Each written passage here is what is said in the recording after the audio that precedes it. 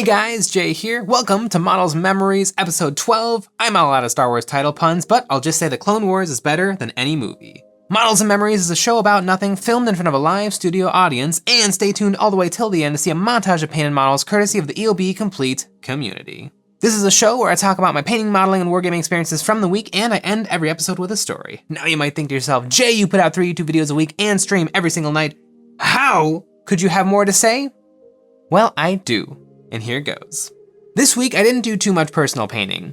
I don't know if last week I flew a little too close to the sun and went too hard with the painting, but this week, all I finished was this Rebel Star Wars Legion AT-RT. And it was a fun little quick painting project. I probably painted this up in about 4 hours.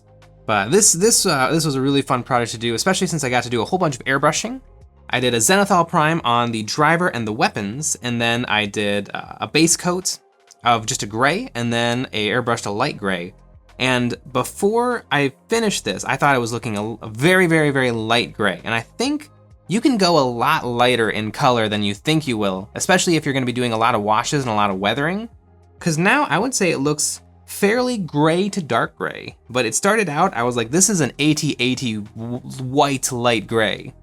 But now I think it looks pretty snazzy.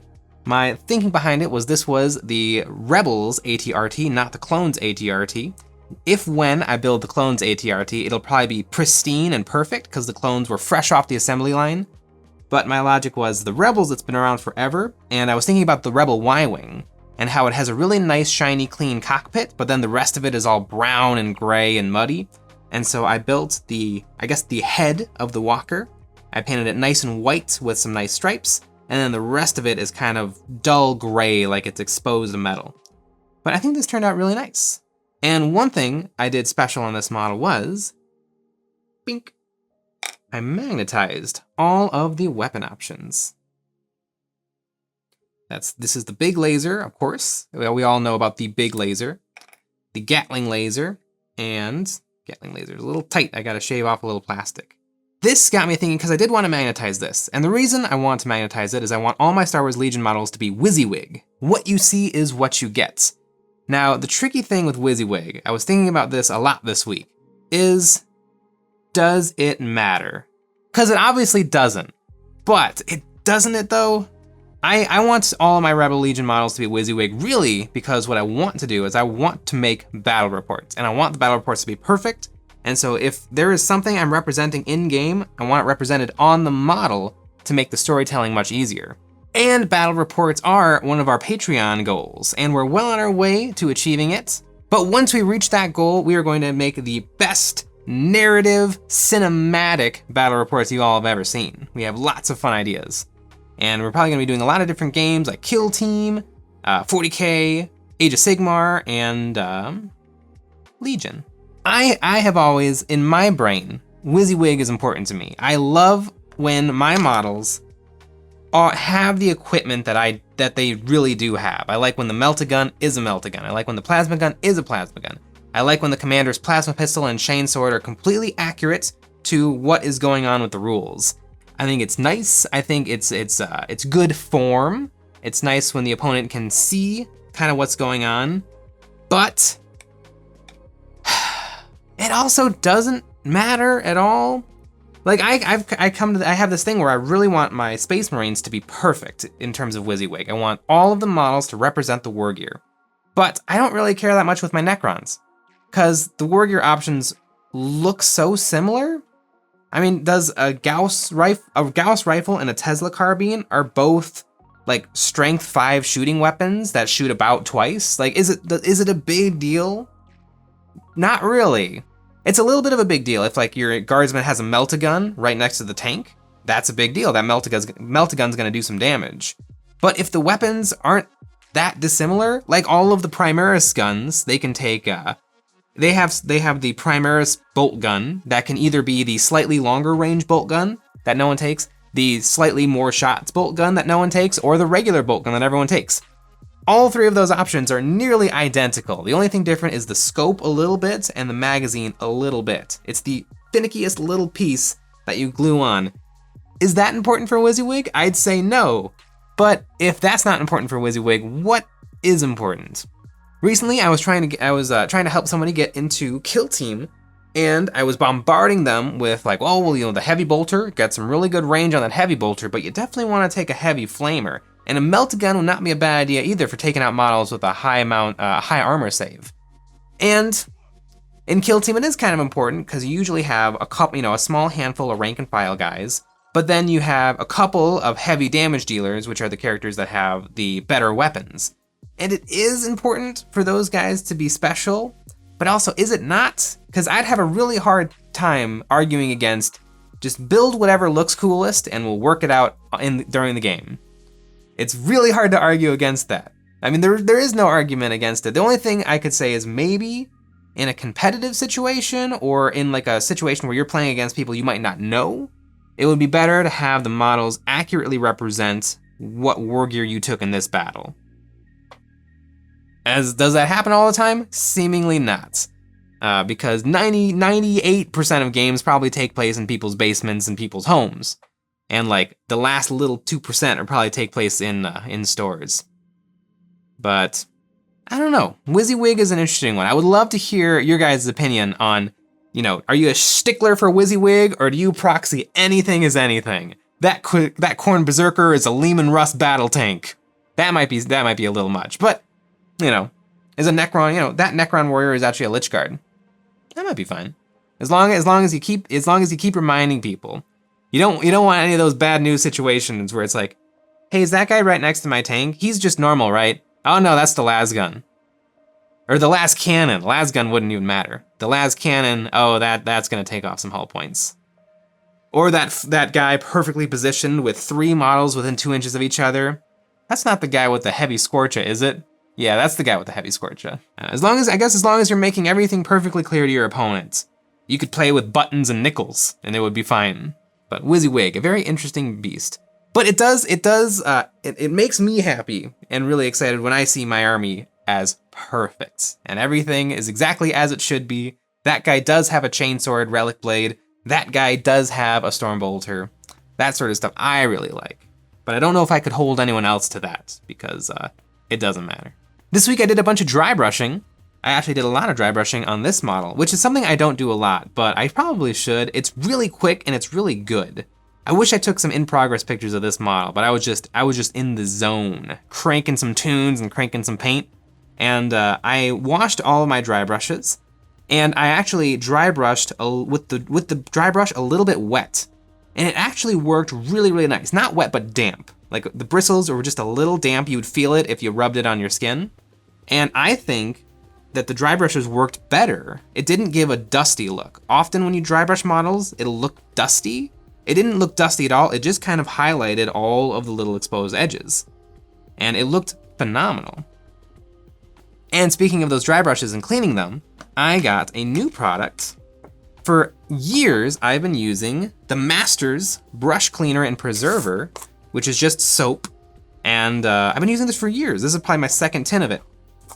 But I tried out Gentastic's Drunken Brush Goop. And if you look, it's a very different. It looks like tuna fish. And it doesn't not smell like tuna fish. It's a very interesting smell and consistency. But I've been trying out this because I thought, well, you know, it's got a unicorn on the front. Maybe this is much better. And I've discovered that these are 2 very different products that do different things. This is more of a soap and this is more of conditioner.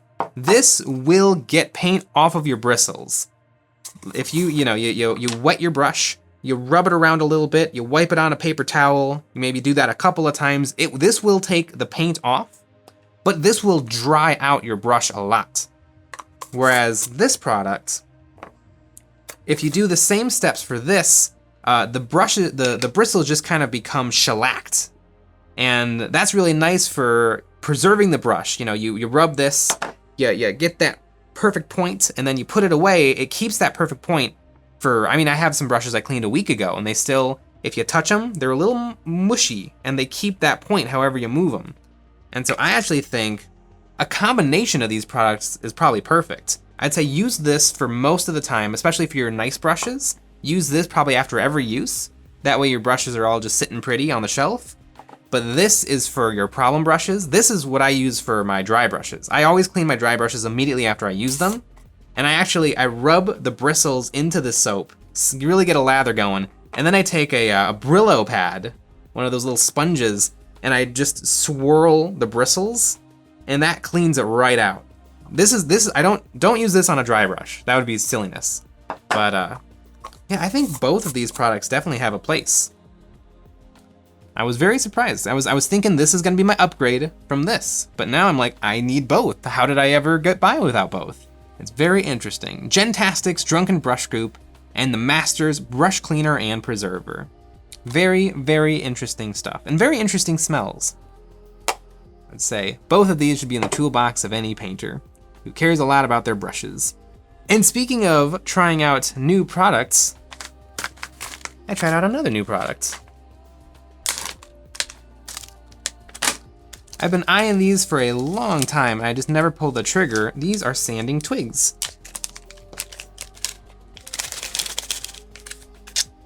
They are exactly the same thing as a normal nail file, except for they've just been cut really, really, really thin.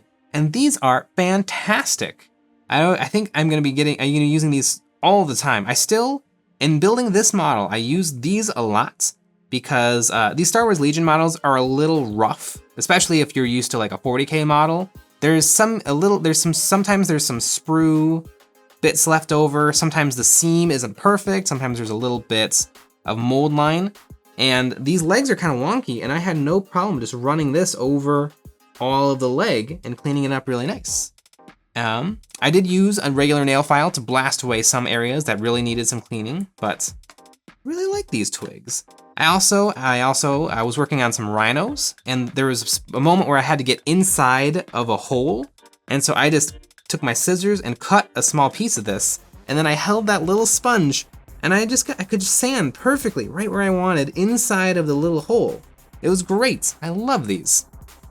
They were not too expensive. I don't know though if I would buy this particular package because this comes with a bunch of different grits, and really the only one I want is the smallest grits.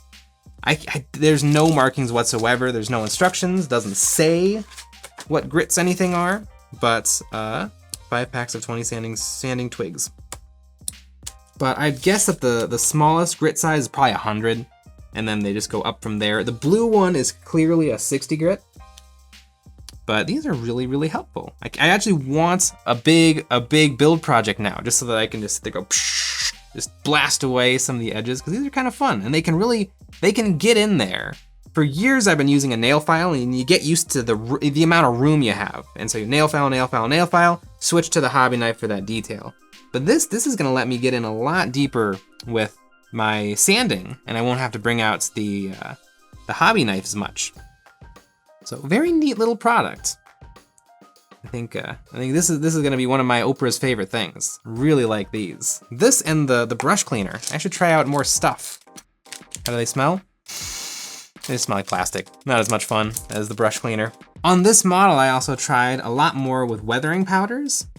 And I think I'm getting the hang of it. The tricky thing with the weathering powders is they behave a little differently. For this guy, I used a brown umber, and I dusted it all over all of the legs. And when you dust on the pigments, very little of it stays stuck down. You get a very slight tinting. You get a little bit of it that wants to stick in the cracks, and that's about it.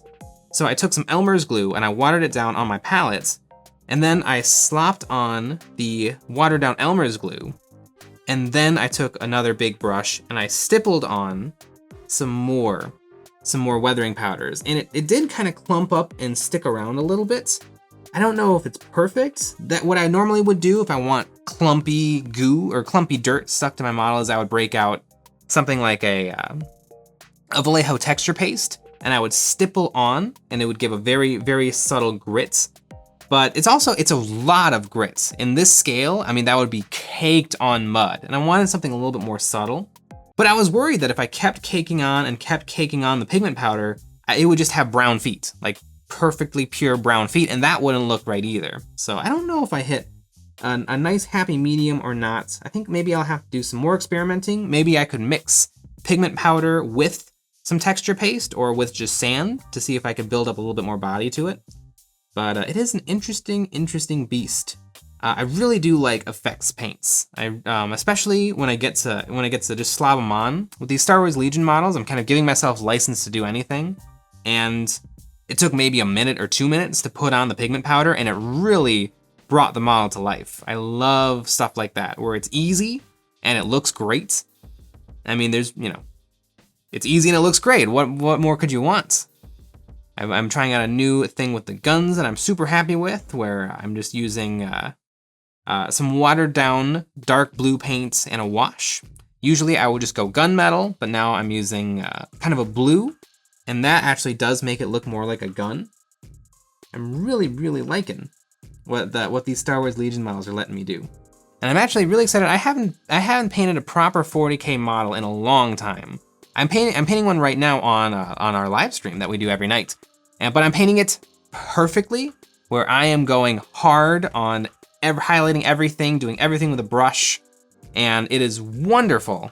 But I kind of want to paint some rank and file 40K and see if I can bring my Legion skills to 40K, if I can paint up some 40K really fast.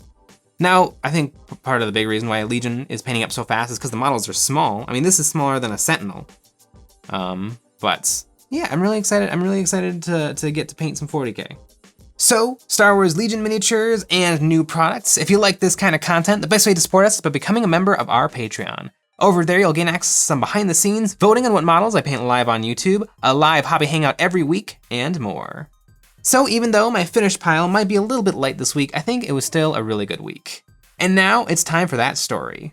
Models and Memories is called Models and Memories because miniatures lend themselves to becoming time capsules of the memories you had while building, collecting, and painting them. All of the things that fill up my YouTube set are my stuff, and I keep them not to be props, but because they're special to me.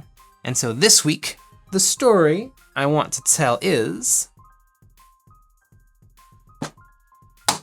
these Stormtroopers. Now, I think to tell the story of these Stormtroopers, I need to start at the beginning, because this was an adventure. So I need to start by saying that I am an incredibly introverted person. I don't like going outside, I don't like crowds, I don't like noise, and sure, human-to-human contact is incredibly important and cathartic, and it makes you feel like a human being, but not a fan. My perfect Friday night is spent inside, maybe with some nice minis and a movie, or some episodes of The Office. That is perfection to me. But one of my closest friends loves being social and going out and doing interesting things, and every now and then they drag me along. So this time we were in Chicago. I believe we were looking for fabric because we're both costume designers. Actually, she is probably one of the best costume designers I've ever worked with, and I've worked with old people who have been at this for decades. I have not met anybody who can just see something and break it down into its components. Costume design is it's a fairly complicated thing, and you kind of learn it almost as like a language, just the way clothing shapes and fits and forms. And their favorite thing in the world is cosplay. Well, their favorite thing in the world is anime, but that's later on in this story. But they're incredibly good at costuming in that they can see a garment in a drawing or a photo or a picture or an animation and break it down into its parts. It's wild. It takes me forever. I have to drape, I have to break out the brown paper and try things out with lots of pins, and they can pretty much just see. Like their vision is in costuming. But we're wandering around Chicago, and my sanity bar is rapidly depleting because there's a lot of stuff going on, and I just want to be home laying on the ground staring at the ceiling. And we see a GameStop, and GameStop often has anime swag, and so we go inside, and I see these guys. And they were incredibly discounted. These are kind of like those generic nice statues that they sell, but these guys were super cheap. I also thought they might be action figures, which they're not, they're statues, but I bought them.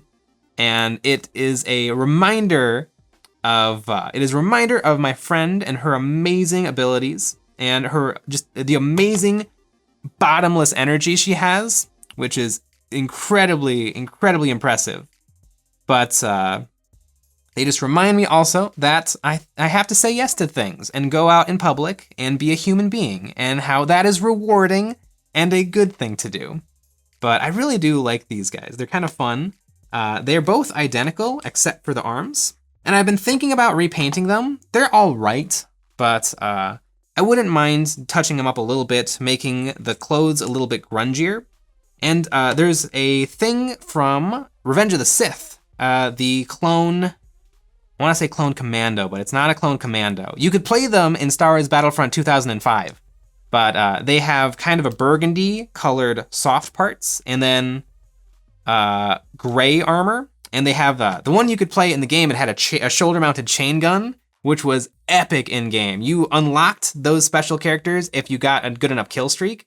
And the great thing about Battlefront 2005, which not to be confused with the current game Battlefront 2, which is by whatever company makes it, Battlefront 2005, Battlefront 2 from 2005 was a perfect game because it was a power fantasy. Like, if you played versus the AI, you were meant to carry your team. You were meant to get half the kills for your team in order to win. Because at the end, it would show every player, your player, and all of the computer players. And your guys would have like, oh, Unit 131269 killed 1 guy. Unit 4 killed 2 guys. But the enemy team would be like, oh yeah, this NPC killed 14, this guy killed 16, this guy killed 28. And so you were meant to rake up the kills as the player. But yeah, getting enough kills to unlock the ability to bring in a specialist, and the gunner was a really, really cool guy. So I think I might take one of these guys and kit bash them into that playable character. But yeah, these guys are fun. It was these guys came in a gigantic box, which was real fun carrying that back on the train. But yeah, they are fun guys. They have nice chunky magnets in their feet. I believe they each came with a separate magnet base, but I've since lost the other one. But they're just kind of nice. Also, just in terms of stormtroopers, I think Snowtrooper is one of my favorite stormtroopers. They really do look neat. Here it gets very cold all winter, and I think it would actually be really fun to build this costume and then like, you know, go shovel snow. I think that would be incredibly fun. And it's a much more doable costume than real stormtroopers because most of the armor is cloth. And so really the only things to work on is, you know, this helmet, the top of the helmet, the chest piece, the cod piece. It's not the hardest stormtrooper to put together. I don't know if it's scout trooper easy, but it's way easier than the classic stormtroopers. So that is my story for this week, the 2 snowtroopers. That is my story this week, and it brings Models and Memories episode 12 to a close. But now it's time for the real star of the show, this week's EOB Complete submissions.